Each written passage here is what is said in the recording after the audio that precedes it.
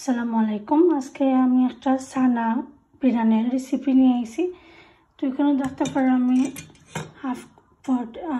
অর্ধেক ফট সানা নিয়েছি, এখানে বেশি নিয়েছি না, আর একটা মিডিয়াম আলু নিয়েছি। তো এটার এখন আমি সিদ্ধ করবো আলুটারে। আর অর্ধেকটা পেঁয়াজ নিয়েছি, এখানে অর্ধেকটা পেঁয়াজে আমি ওরকম কিউব করে কাটছি।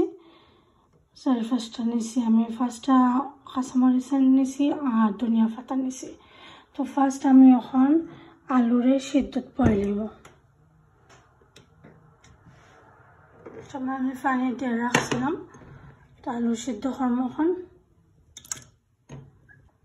তো 5 মিনিট বাদে আলু সিদ্ধ হয়ে গেলে পরে আমি আবার ফ্রাই করার সময় আলু সানা যে সময় বিরিয়ানি করবো ওই সময় আপনারা দেখাইব ইনশাল্লাহ। তো লগে থাকুক। তো দেখতে পারে এখানে একটা পান পাইছি, আর এদিকে আমার আলুটা সিদ্ধ হওয়ার। তো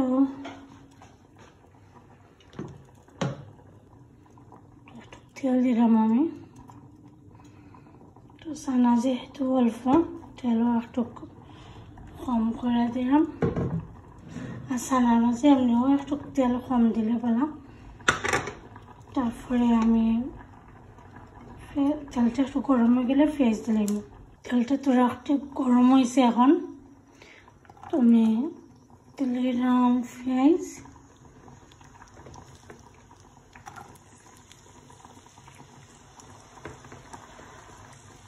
আমি নর্মালি কিউব করে দিই পেঁয়াজ, আপনারা চাইলে লম্বা লম্বা করে আছে নর্মাল যে আমরা পেঁয়াজ কাটি এরকমও দিতে পারবো। তো সানার লগে আমি মনে করি এটা আমার কাছে বেশি ভালো লাগে কিউব করে খাইতে দিলে।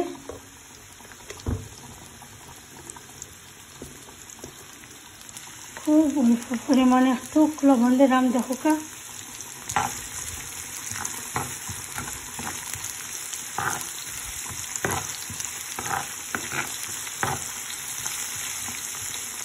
সুন্দর করে ভাজবো। একটু ভাজা হয়েছে, তো আমি এখন মশলা দিলাম।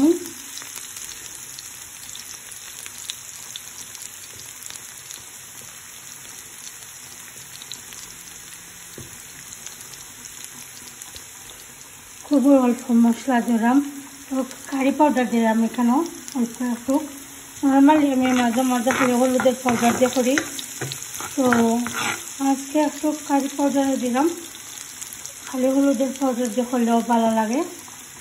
আর এখানে একটু দিচ্ছি আমি হলুদের পাউডার, খুবই অল্প পরিমাণে।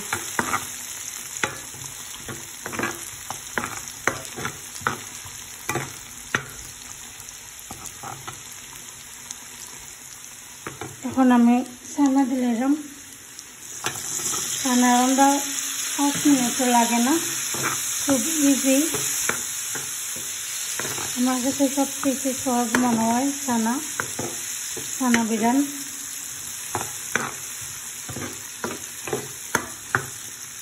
তো আমার এদিকে আলুও প্রায় সেদ্ধ হয়ে গেছে।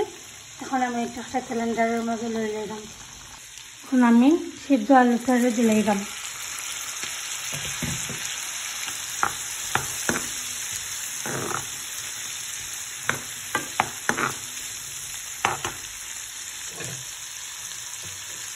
তারপর কাঁচামরিচ দিলাম।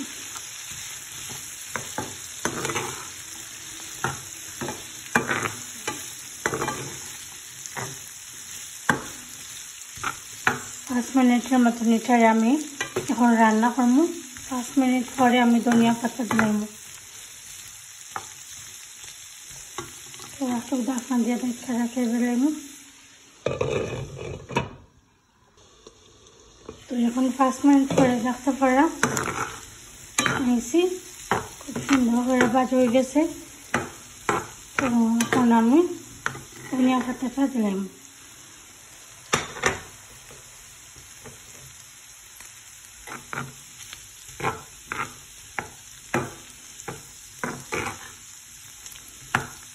একদম সিম্পল আর ইজি।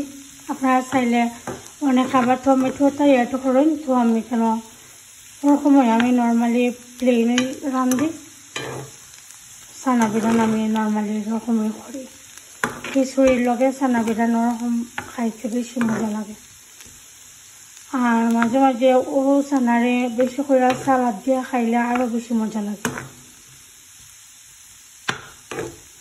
তো আশা করি ভিউয়ার্স আপনারা ভালো লাগছে আর ভালো লাগলে অবশ্যই কমেন্ট করবা আর সুন্দর সুন্দর ব্লগ ভিডিও নিয়ে আইমু ভালো থাকুক সুস্থ থাকুক আসসালামু আলাইকুম